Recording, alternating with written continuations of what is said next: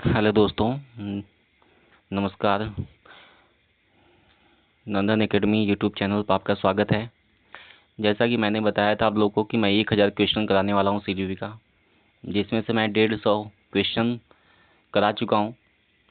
आज मैं 151 से 250 क्वेश्चन तक लगभग सॉल्व कराऊंगा, जो आपके एग्जाम के लिए बहुत ही महत्वपूर्ण होने वाले हैं। चलिए देखते हैं पहला क्वेश्चन। सीखने का वह सिद्धांत जो पूर्ण रूप से और केवल अवलोकनीय व्यवहार पर आधारित है, सीखने के किस सिद्धांत से संबंध है इसका? तो किस सिद्धांत संबंध है? सिद्धांत संबंध क्या होता है? व्यवहारवादी सिद्धांत से। आगे देखिए 150 क्वेश्चन, 152 क्वेश्चन देखिए। सीमा हर पाठ को बहुत जल्दी सीख लेती है, जबकि लीना उसे सीखने में ज़्यादा समय लेती है। यह विकास के किस सिद्धांत को दर्शाता है? व्यक्ति भिन्नता सिद्धांत, पर्सनल इंडिविजुअल डिफरेंशिएट, जिससे बोलते हैं व्यक्ति का भिन्नता। जैसे कि कोई बच्चा पहले सीख लेता है, कोई बाद में सीखता है, तो उसे बोलते हैं व्यक्तिक भिन्नता। आगे देखिए 153, सीखने के सिद्धांत के संदर्भ में स्कैफोल्डिंग किस ओर संकेत करता है? सीखने में वयस्कों द्वारा अस्थायी सहयोग। अगर कोई बच्चा कुछ सीख रहा है, तो अगर उससे बड़ा कोई वयस्क आदमी है, अगर उस बच्चे को अस्थायी तरीके से सहयोग करता है, तो उसे क्या बोलते हैं? स्कैफोल्डिंग बोलते हैं। प्रयोजन विधि के प्रतिपादक कौन है? किलपैट्रिक हैं, जिसे हम प्रयोजक विधि भी कहा जाता है, या परियोजना विधि भी कहते हैं। आगे देखिए, वर्तमान समय में शिक्षा का सबसे उपयुक्त उपागम कौन सा है? 155 क्वेश्चन कह रहा है, वर्तमान समय में शिक्षा का सबसे उपयुक्त उपागम कौन सा है? सृजनवादी उपागम। कौन सा उपागम? सृजनवादी उपागम। चलिए 156 चलते हैं। वर्तमान समय में शिक्षा की भूमिका क्या है? सुगमकर्ता की, दुर्गमकर्ता की नहीं, सुगमकर्ता की। आगे देखिए 157, एक शिक्षक को विद्यार्थियों की तत्परता स्तर को बढ़ाना है। ऐसा करने के लिए सबसे अच्छा तरीका कौन सा होगा? अगर किसी विद्यार्थी की तत्परता को बढ़ाना है, तो उसके लिए विशेष प्रकरण संबंधी सृजनात्मक क्रियाकलाप को कक्षा में संगठित करवाना होगा। आगे देखिए 158, यदि आपकी कक्षा में कोई बच्चा अधिगम अक्षम हो तो क्या करेंगे? यदि आपकी कक्षा में कोई बच्चा अगर पढ़ने में सक्षम नहीं हो, अक्षम हो, तो आप क्या करेंगे? उसकी अक्षमता किस प्रकार की है, पहले इसे जानेंगे, उसके बाद सिखाने के लिए उसे प्रयास करेंगे। ठीक, आगे देखिए 159, कह रहा है, सीखने का वह सिद्धांत जो केवल अवलोकित व्यवहार पर निर्भर है, सीखने के किस सिद्धांत से जुड़ा हुआ है? सीखने के या किस सिद्धांत से जुड़ा है? तो सीखने के किस सिद्धांत से जुड़ा है? व्यवहारिक सिद्धांत से। किस सिद्धांत से? व्यवहारिक सिद्धांत से जुड़ा हुआ है। आगे देखिए, कह रहा है कि सृजनशीलता के पोषण हेतु एक अध्यापक को अपने विद्यार्थियों को रखना चाहिए। कैसे रखना चाहिए? कार्य केंद्रित एवं लक्ष्य केंद्रित रखना चाहिए। कार्य केंद्रित और लक्ष्य केंद्रित रखना चाहिए। आगे देखिए 161 क्वेश्चन, कौन सा अंतर्दृष्टि द्वारा सीखने की व्याख्या करता है? कौन सा मत अंतर्दृष्टि द्वारा सीखने की व्याख्या करता है? तो गेस्टाल्टवाद। जो गेस्टाल्टवाद है, वह सीखने द्वारा अंतर्दृष्टि द्वारा सीखने की व्याख्या करता है। आगे देखिए 162, किस मनोवैज्ञानिक ने सीखने की सामग्री के रूप में निरर्थक शब्दों का प्रयोग किया था? एबिंगहॉस ने। एबिंगहॉस ने कहा था कि सीखने की जो सामग्री होती है वह क्या है? निरर्थक है। सीखने का नियम किसने दिया था? थॉर्नडाइक ने दिया था, जिसने प्रयास और त्रुटि का सिद्धांत दिया और बिल्ली पर अपना प्रयोग किया था। ठीक है, आगे देखिए, सामाजिक प्रत्याशाओं के अनुरूप व्यवहार की योग्यता का अधिगम सामाजिक विकास कहा जाता है। यह कथन किसका है? तो यह कथन किसका है? हरलॉक का कथन है। आगे देखिए 165 क्वेश्चन आंसर, सीखने का उपयुक्त अर्थ क्या है? सीखने का सर्वाधिक उपयुक्त अर्थ क्या है? व्यवहार में परिमार्जन। मतलब व्यवहार में अगर कोई परिवर्तन आ गया तो समझ जाइए कोई क्या है, कोई एक बच्चा सीख रहा है। कौशल सीखने की पहली अवस्था क्या है? अनुकरण करना। कौशल कोई बच्चा सीखता है तो सबसे पहले वह नकल करता है, उसे अनुकरण कहते हैं। सीखे हुए ज्ञान, कौशल या विषय का अन्य परिस्थितियों में उपयोग करने को क्या कहा जाता है? सीखने का स्थानांतरण। क्या कहते हैं? सीखने का स्थानांतरण कहते हैं। स्मृति सीखी हुई वस्तु का सीधा उपयोग है। यह कथन किसका है? वुडवर्थ का। जो स्मृति है वह सीखी हुई वस्तु का सीधा उपयोग है। कथन किसका है? वुडवर्थ का है। आगे देखिए 169, जिस वक्र रेखा में प्रारंभ में सीखने की गति तीव्र होती है और बाद में यह क्रमशः मंद हो जाती है, उसे क्या बोलते हैं? उन्नतोदर। क्या बोलते हैं? उन्नतोदर बोलते हैं। जैसे कोई वक्र रेखा है, अगर बहुत तेजी से ऊपर बढ़ रही है और फिर धीरे धीरे बढ़ रही है तो उसे क्या बोलते हैं? उसे बोलते हैं उन्नतोदर। ठीक है, आगे देखिए प्रयास में भूल का उदाहरण किसने दिया था? थॉर्नडाइक ने। मैंने इसके पहले बताया था, जिसने बिल्ली पर अपना प्रयोग किया था। बिल्ली को बॉक्स में बंद कर दिया और उसके बाहर एक मछली रख दिया। ठीक है, तो बिल्ली का प्रयोग किसने किया था? थॉर्नडाइक ने किया था। प्रयास एवं त्रुटि भूल का सिद्धांत भी इन्होंने दिया था। तत्परता का सिद्धांत भी थॉर्नडाइक ने दिया था। और अभ्यास का नियम भी किसने दिया था? थॉर्नडाइक ने दिया था। और प्रभाव का नियम भी थॉर्नडाइक ने ही दिया था। ठीक है, आगे देखिए अनुबंधन की प्रक्रिया में प्रथम सोपान कौन सा है? उत्तेजना। सबसे पहले किसी के लिए स्टिमुलस पैदा करते हैं, उसके बाद ही कोई अनुबंधन या अनुक्रिया होता है। आगे देखिए गेट्स के अनुसार अनुभव द्वारा व्यवहार में परिवर्तन ही सीखना है। अनुभव द्वारा व्यवहार में परिवर्तन ही सीखना है। किसने कहा था? गेट्स ने कहा था। ठीक है, आगे देखिए 173 देखिए क्वेश्चन आंसर। संवेग की उत्पत्ति किससे होती है? मूल प्रवृत्तियों से। संवेग की उत्पत्ति किससे होती है? मूल प्रवृत्तियों से। अधिगम का कौन सा सिद्धांत यह बताता है कि सीखने हेतु कार्य को दोहराना आवश्यक है? सीखने हेतु कार्य को दोहराना आवश्यक है, मतलब अनुभव करना आवश्यक है। उसका आंसर क्या है? अनुभव जन्य सिद्धांत। आगे देखिए जब कोई बच्चा अपनी समस्या का समाधान स्वयं करने लगता है तो उसमें कौन से गुण विकसित हो जाते हैं? वैज्ञानिक अन्वेषक का गुण। याद रखिए, जब कोई बच्चा सॉल्यूशन खुद से सॉल्व कर लेता है, समझिए कि वैज्ञानिक रास्ते पर है या वैज्ञानिक अन्वेषक का गुण उसमें उत्पन्न हो गया है। आगे देखिए क्या है कि 176 देखिए बालकों का भाषाई विकास का क्रम क्या है? बालकों के भाषाई विकास का क्रम क्या है? पहले रोना, बबलाना, फिर हाव भाव। ठीक है, रुंदन क्रंदन, रोना में रुंदन क्रंदन और बबलाना, उसके बाद क्या हो जाएगा? हाव भाव। बालक सबसे पहले क्या बोलता है? व्यंजन बोलता है। बालक सबसे क्या बोलता है? व्यंजन। बालक सबसे पहला शब्द माँ बोलता है। क्या बोलता है? माँ। बालक सबसे पहले किसकी भाषा को पहचानता है? बालक सबसे पहले अपनी माँ की भाषा को पहचानता है। ठीक है, बालक किस उम्र में वाक्यों द्वारा अपनी बात को कह पाता है? 5 वर्ष की अवस्था में।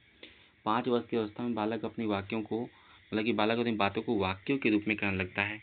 आगे देखिए कह रहा है कि बच्चों को सबसे पहले भाषा का ज्ञान कहाँ से होता है? अपने परिवार से। अपने परिवार से। और जो परिवार है यह यह सबसे पहले सामाजिकता सिखाने वाला प्राथमिक समुदाय होता है। क्या? परिवार। उसके बाद सेकेंडरी जो होता है विद्यालय होता है, आसपास के पड़ोस होते हैं सामाजिकता सिखाने वाला। 6वीं शताब्दी माने 6वीं कक्षा में पढ़ने वाले बालक का शब्द भंडार लगभग कितना होता है? 50,000 शब्दों तक। कक्षा 6 में पढ़ने वाले बच्चों का जो शब्द भंडार होता है लगभग 50,000 वर्षों तक शब्द तक हो जाता है। 182 क्वेश्चन से देखिए 10वीं कक्षा में पढ़ने वाले बालक का शब्द भंडार लगभग कितना होता है? 80,000। देख रहे हैं ना, कक्षा 6 में 50,000 और कक्षा 10 में 80,000 शब्दों का भंडार बच्चों में आ जाता है। देखिए लड़का और लड़कियों के बीच में किसका शब्द भंडार अधिक होता है? लड़कियों का शब्द भंडार अधिक हो जाता है, इसलिए लड़कियां क्लास में ज़्यादा बोलती हैं। ठीक है, आगे देखिए भाषा को सीखने में के साधन कौन कौन से हैं? भाषा को सीखने के साधन कौन से हैं? पहला अनुकरण करना, खेल विधि द्वारा, कहानी सुनकर, वार्तालाप करके और प्रश्नोत्तर विधि से। ये 5 प्रकार होते हैं जिसमें भाषा सीखी जा सकती है। लड़कियां संकेतों द्वारा बात करना किस उम्र तक सीख जाती हैं? कक्षा 6 में। कक्षा 6 में लड़कियां जो होती हैं बात करना मतलब कि इशारों में बात करना सीख जाती हैं। ठीक है, आगे देखिए भाषा के विकास को प्रभावित करने वाले कारक कौन से हैं? भाषा के विकास को प्रभावित करने वाले कारक कौन से हैं बताइए? तो लिंग है, बुद्धि है, स्वास्थ्य है, जनसंचार का माध्यम, जनसमूह का प्रभाव, सामाजिक आर्थिक स्थिति, पारिवारिक संबंध, विद्यालय, आसपास के पड़ोस। ये सभी जो है ये सभी क्या है? ये सभी भाषा विकास को प्रभावित करने वाले कारक हैं। मनुष्य और पशु में क्या अंतर है? बुद्धि का, बस इतना ही अंतर है। मनुष्य और पशु में क्या अंतर है? बुद्धि का अंतर है। आगे देखिए, बुद्धि को सबसे पहले परिभाषित किसने किया था? यूनान के दार्शनिकों ने। यूनान के दार्शनिकों ने, जिसे ग्रीक भी कहा जाता है, ग्रीक। ठीक है, आगे देखिए, आधुनिक काल में बुद्धि को सबसे पहले किसने समझाया था? अल्फ्रेड बिने ने आधुनिक काल में बुद्धि को सबसे पहले 1904 में समझाया था। मानसिक आयु के माध्यम से बुद्धि को परिभाषित किसने किया था? अल्फ्रेड बिने ने। मानसिक आयु के माध्यम से बुद्धि को किसने परिभाषित किया था? अल्फ्रेड बिने ने। इन्होंने बताया कि बुद्धि दो प्रकार की होती है, एक मानसिक बुद्धि और एक वास्तविक बुद्धि। अल्फ्रेड बिने किस देश के निवासी थे? फ्रांस के। अल्फ्रेड बिने किस विषय के प्रोफेसर थे? मनोविज्ञान के, साइकोलॉजी। साइकोलॉजी की स्पेलिंग क्या होती है? कमेंट बॉक्स में बताइएगा। आगे देखिए, 193 क्वेश्चन। बुद्धि का एक कारक सिद्धांत किसने दिया? बुद्धि का एक कारक सिद्धांत किसने दिया? अल्फ्रेड बिने ने। ठीक है, सहयोगी कौन था? स्टर्न थे, टर्मन थे और साइमन थे। आगे देखिए, बुद्धि के दो कारक द्वि सिद्धांत किसने दिया? स्पीयरमैन ने। ठीक है, बुद्धि के दो कारक सिद्धांत कौन से हैं? जी कारक और एस कारक। बुद्धि के दो कारक सिद्धांत कौन से हैं? एस कारक जिसे जनरल एबिलिटी बोलते हैं, और एस कारक मतलब जिसे स्पेशल एबिलिटी भी कहते हैं। आगे देखिए 196 क्वेश्चन। बुद्धि का समूह कारक सिद्धांत किसने दिया? थर्स्टन ने। बुद्धि का समूह कारक सिद्धांत किसने दिया? थर्स्टन ने। थर्स्टन के अनुसार बुद्धि के कितने कारक हैं? तो 7 कारक हैं। शाब्दिक योग्यता, आंगिक योग्यता, शब्द प्रवाह योग्यता, स्थानिक योग्यता, तर्क योग्यता, स्मृति योग्यता और प्रत्यक्षीकरण योग्यता। ये 7 कारक हैं थर्स्टन के द्वारा दिया गया बुद्धि के। आगे देखिए 198, बुद्धि का बहुकारक सिद्धांत किसने दिया? बुद्धि के बहुकारक सिद्धांत किसने दिया? थॉर्नडाइक ने दिया। किसने दिया? थॉर्नडाइक ने। आगे देखिए, बुद्धि का बहुबुद्धि सिद्धांत किसने दिया? गार्डनर ने। बुद्धि का बहुबुद्धि सिद्धांत किसने दिया? गार्डनर ने। और उसके पहले क्या था? उसके पहले था बुद्धि का बहुकारक सिद्धांत। देखिए, बहुकारक किसने दिया? थॉर्नडाइक ने। बहुबुद्धि सिद्धांत किसने दिया? गार्डनर ने। इतना याद रखिएगा। बुद्धि का त्रितत्व सिद्धांत किसने दिया? स्पीयरमैन ने। जी कारक, एस कारक और समूह तत्व सिद्धांत। ठीक है, समूह तत्व सिद्धांत में किसने दिया था? स्पीयरमैन नहीं दिया था। आगे देखिए, बुद्धि का तरल एवं ठोस सिद्धांत किसने दिया? कैटल ने दिया। किसने दिया? कैटल ने। ठीक है, कैटल ने बुद्धि का तरल और ठोस का सिद्धांत दिया था। बुद्धि का प्रतिदर्श नमूना सिद्धांत किसने दिया? बुद्धि का सैंपल किसने दिया था? थॉमसन ने। किसने दिया था? थॉमसन ने। आगे देखिए, बुद्धि का पदानुक्रमिक सिद्धांत किसने दिया था? सीरिल बर्ट तथा बर्नर ने दिया था। ठीक है, सक्रिय उत्पाद सिद्धांत बुद्धि संरचना किसने दिया था? जेपी गिलफोर्ड ने दिया था। गिलफोर्ड के अनुसार मानसिक योग्यता कितने तत्व हैं? 3 है, एक विषय वस्तु, सक्रिया और उत्पाद। बुद्धि क तथा बुद्धि ख सिद्धांत के प्रतिपादक कौन है? हैब। यह रीट में आया था एग्जाम। बुद्धि क और बुद्धि ख सिद्धांत के प्रतिपादक कौन है? हैब। आगे देखिए, आश्चर्यजनक बुद्धि सिद्धांत के प्रतिपादक कौन है? ब्लूम है। ब्लूम टेक्सोनॉमी जानते होंगे आप लोग। आगे देखिए, सीमा हर पाठ को बहुत जल्दी सीख लेती है, जबकि लीना उसे ज़्यादा समय लेती है। इसके पहले हमें क्वेश्चन सॉल्व कर चुके हैं, तो इसका आंसर क्या हो जाएगा? वैयक्तिक सिद्धांत, माने वैयक्तिक भिन्नता है, क्योंकि इसमें जो लीना है पहले नहीं सीख पाती है, थोड़ा लेट से सीखती है, लेकिन सीमा उसे जल्दी सीख जाती है, तो वैयक्तिक भिन्नता का सिद्धांत होगा। किस कारक के अतिरिक्त सभी वातावरणीय कारक विकास को आकार देते हैं? किस कारक के अतिरिक्त सभी वातावरणीय कारक विकास को आकार देते हैं? शारीरिक गठन। ध्यान दीजिए, जो शारीरिक गठन का मतलब, जो शारीरिक गठन का जो डेवलपमेंट होता है, जो शारीरिक गठन होता है, वह वृद्धि से होता है, ना कि विकास से। क्योंकि जो शारीरिक जो बनावट होती है, जो शारीरिक जो संरचना होती है, यह वृद्धि का एक पार्ट है, ना कि विकास का। क्योंकि विकास जन्म से या गर्भ से लेकर के कब्र तक होने वाली प्रक्रिया है, और जबकि जो वृद्धि है हमारे शरीर से होने वाली जो भी प्रक्रिया हमें दिखाई देती है, जैसे बच्चा कितना किलो का हो गया, हम कितने लंबे हो गए, हमारा हाथ कितना मोटा हो गया। तो जो हमें दिखाई देता है वो वृद्धि के अंतर्गत आता है और वह शारीरिक से संबंधित है। आगे देखिए, पियाजे के अनुसार संज्ञानात्मक विकास के किस चरण पर बच्चा वस्तुअस्थायित्व, इसके पहले हम लोग कल क्वेश्चन करे थे इसको, पूर्व संक्रियात्मक अवस्था, पूर्व वस्तुअस्थायित्व को प्रदर्शित करता है। ये आंसर थोड़ा मिस्टेक है, यहाँ पर होगा 0 से 2 होगा, 0 से 2 वर्ष, जिसे बोलते हैं सेंसरी मोटर स्टेज बोलते हैं, उसमें वस्तु अस्थायित्व को प्रदर्शित करता है बच्चा। आगे देखिए, वह विचारात्मक प्रक्रिया जिसमें नूतन वास्तविक तथा उपयोगी अवधारणाओं का प्रस्तुतिकरण निहित हो कही जाती है। क्या कही जाती है? रचनात्मक कही जाती है। माता पिता के वंशजों में स्थानांतरित होने वाले लक्षणों को क्या कहा जाता है? अनुवांशिकता या वंशानुगति।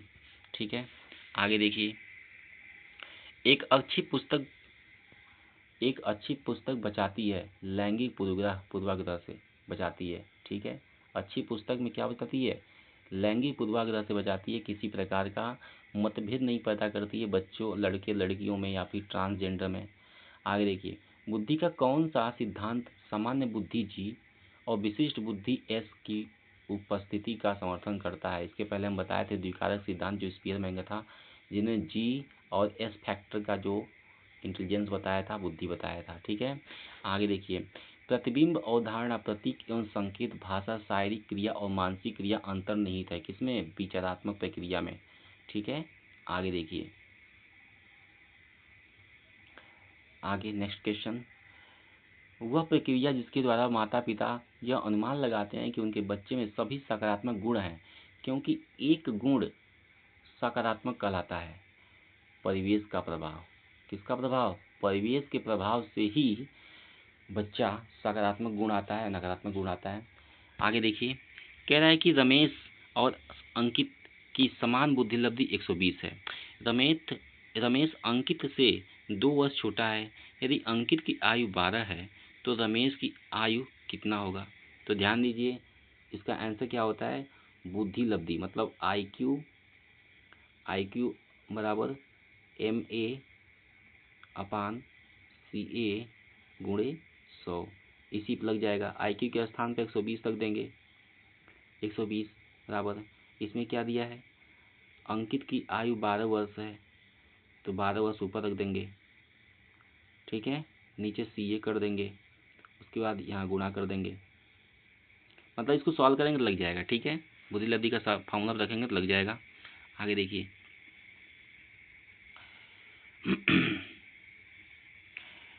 बुद्धि का तीर्थंत्र सिद्धांत किसने प्रतिपादित किया था? स्टर्नबर्ग ने किया था। किसने किया था? स्टर्नबर्ग ने किया था। आगे देखिए, स्टर्नबर्ग के अनुसार बुद्धि के कितने प्रकार होते हैं? 3 होते हैं, एक संदर्भात्मक, एक अनुभवजन्य, एक घटकीय बुद्धि। ये 3 प्रकार के जो बुद्धि है किसने दिया था? स्टर्नबर्ग ने। आगे देखिए, गैरिट के अनुसार बुद्धि के कितने प्रकार हैं? बुद्धि के कितने प्रकार हैं? 3, मूर्त, अमूर्त और सामाजिक बुद्धि। किसके अनुसार? गैरिट के अनुसार। आगे देखिए, थॉर्नडाइक बहुत ही इंपॉर्टेंट है थॉर्नडाइक का। आगे देखिए, थॉर्नडाइक के अनुसार बुद्धि कितने प्रकार की होती है? अमूर्त, सामाजिक और यांत्रिक या गत्यात्मक। आगे देखिए, 222 मतलब 222 क्वेश्चन, बुद्धि परीक्षण कितने प्रकार के होते हैं? बुद्धि परीक्षण कितने प्रकार के होते हैं बताइए? तो बुद्धि परीक्षण 2 ही प्रकार के होते हैं, व्यक्तिगत बुद्धि परीक्षण और सामूहिक बुद्धि परीक्षण। ठीक है, व्यक्तिगत बुद्धि परीक्षण को परिभाषित कीजिए। वे बुद्धि परीक्षण जो एक समय में केवल एक ही व्यक्ति पर प्रकाशित किए जाते हैं उसे व्यक्तिगत बुद्धि परीक्षण कहा जाता है। ठीक है, ये 2 प्रकार के होते हैं, शाब्दिक व्यक्तिगत बुद्धि परीक्षण और अशाब्दिक व्यक्तिगत बुद्धि परीक्षण। ठीक है, आगे देखिए 224 क्वेश्चन नंबर, कह रहा है कि शाब्दिक व्यक्तिगत, इसको छोड़िए, एग्जाम से नहीं आते हैं, इतना बड़ा सेंटेंस नहीं आता एग्जाम में। आगे देखिए, इसको देख लीजिए एक बार। व्यक्तिगत शाब्दिक बुद्धि परीक्षण में निम्न प्रयोग उपयोग किए जाते हैं: बीने साइमन बुद्धि मापनी, स्टैनफोर्ड बीने मापकम और टर्मन मैपिल मैल मापनी। इन तीनों का इस्तेमाल पूछ सकता है। आगे देखिए, 226 क्वेश्चन नंबर देखिए, नीचे डिफिनेशन दिया है, सामूहिक बुद्धि परीक्षण प्रभावित किए। वे बुद्धि परीक्षण जो एक साथ कई व्यक्तियों का समूह की बुद्धि की परीक्षण हेतु आयोजित किए जाते हैं उसे सामूहिक बुद्धि परीक्षण कहा जाता है। इस परीक्षण का प्रारंभ प्रथम विश्व युद्ध 1914 के दौरान हुआ। उस समय सैनिकों की भर्ती हेतु परीक्षण का आयोजन किया गया था। ठीक है, तो उस समय जो हुआ था परीक्षण, बुद्धि परीक्षण, से सामूहिक बुद्धि परीक्षण कहा जाता था। वहीं से सामूहिक बुद्धि परीक्षण बना है। आगे देखिए, छात्र की प्रयोगात्मक दक्षता के आकलन का यथोचित रूप क्या है? अवलोकन करना। ठीक है, कक्षा नायक द्वारा प्रयुक्त मूल्यांकन, मॉनिटर की बात कर रहा है। कक्षा नायक में क्या होता है? मॉनिटर। प्रयुक्त मूल्यांकन का प्रकार अनुदेशन के समय सीखने के विकास में किया जाता है। क्या कहलाता है? फॉर्मेटिव असेसमेंट कहा जाता है। क्या होता है? Formative assessment. आगे देखिए, पियाजे के अनुसार मूर्त संक्रियात्मक स्तर किस अवस्था में होता है? 7 से 11, जिन्होंने 4 अवस्थाएं बताई थी। आगे देखिए, बालक की अपराधी प्रवृत्ति के विकसित होने का मुख्य कारण क्या है? परिवार का वातावरण। अगर बालक अपराधी प्रवृत्ति का बनता है तो इसका मतलब परिवार की प्रॉब्लम है। किस मनोवैज्ञानिक के अनुसार विकास एक सतत और धीमी प्रक्रिया है? स्किनर ने कहा था कि विकास एक सतत और धीमी प्रक्रिया है। बाल्यावस्था 12 वर्ष तक होती है। बाल्यावस्था कहीं कहीं 6 से 12 है और कहीं कहीं 7 से 12 वर्ष तक होती है। कौन सी अवस्था? बाल्यावस्था। आगे देखिए, व्यक्तित्व विकास की अवस्था निर्भर करती है अधिगम एवं वृद्धि। व्यक्तित्व विकास की अवस्था निर्भर करती है व्यक्तित्व एवं वृद्धि पर।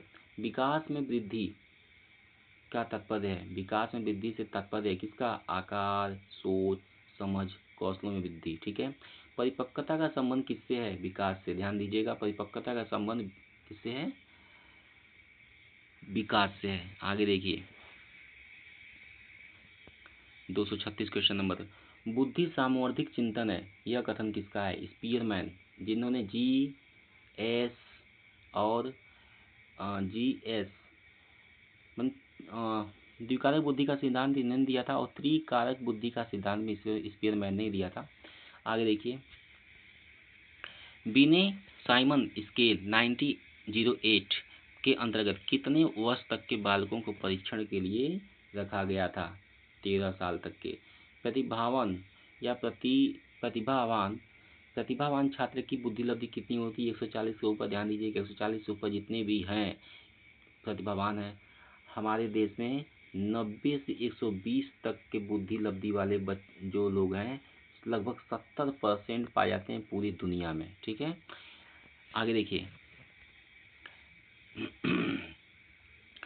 यंत्रों एवं मशीनों से संबंधित कार्यों में विशेष दक्षता एवं रुचि कौन सी बुद्धि के कारण होती है? मूर्त बुद्धि का। ठीक है, आगे देखिए, क्वेश्चन नंबर 240, बुद्धि सीखने की योग्यता क्या है? बुद्धि सीखने की योग्यता है, किसने कहा था? बकिंघम ने कहा था। तनाव और क्रोध की अवस्था है किशोरावस्था, जिसे स्टेनले हाल ने कहा था। ध्यान दीजिएगा, स्टेनले हाल ने कहा था कि जो किशोरावस्था है वह दबाव और तनाव का अवस्था है। ठीक है, आगे देखिए, बालक का विकास परिणाम है वंशानुक्रम एवं वातावरण की अंतःक्रिया का। ठीक है, सामाजिक और हमारे हेरिडिटी, मतलब कि इन्वायरमेंट और हेरिडिटी दोनों का मिश्रित होता है क्या? विकास, जो गुणात्मक और मात्रात्मक दोनों होता है। आगे देखिए, क्वेश्चन नंबर 243, एक बच्चे की मानसिक आयु 12 एवं वास्तविक आयु 10 है तो उसकी बुद्धि लब्धि क्या होगी? इस क्वेश्चन रिपीट है। इसके पहले मैं दो दिन पहले जो बैच लिया था, जो पढ़ाया था, मैं उसमें इसको बताया था कि अगर 12 वर्ष है, ठीक है, और उसकी जो वास्तविक आयु 10 है तो गुणे 100 कर देंगे। 10 से 10 खत्म, 10 से 100 खत्म, कितना हो जाएगा? 12 गुणा कर देंगे, कितना हो जाएगा? 12 जब गुणा कर देंगे कितना हो जाएगा? 120। क्या आएगा आंसर? 120 आएगा। आगे देखिए, शारीरिक विकास का क्षेत्र क्या है? शारीरिक विकास का क्षेत्र क्या है? क्षेत्र होता है स्नायुमंडल। क्या होता है? स्नायुमंडल। आगे देखिए, श्यामपट्ट लिखते समय सबसे महत्वपूर्ण क्या है? लिखावट अच्छी होनी चाहिए। लिखावट कैसी होनी चाहिए? अच्छी होनी चाहिए। ठीक है, आगे देखिए, वह कौन सी अवस्था है जब बच्चा तार्किक रूप से वस्तुओं घटनाओं के विषय में चिंतन प्रारंभ करता है? तो मूर्त संक्रियात्मक अवस्था।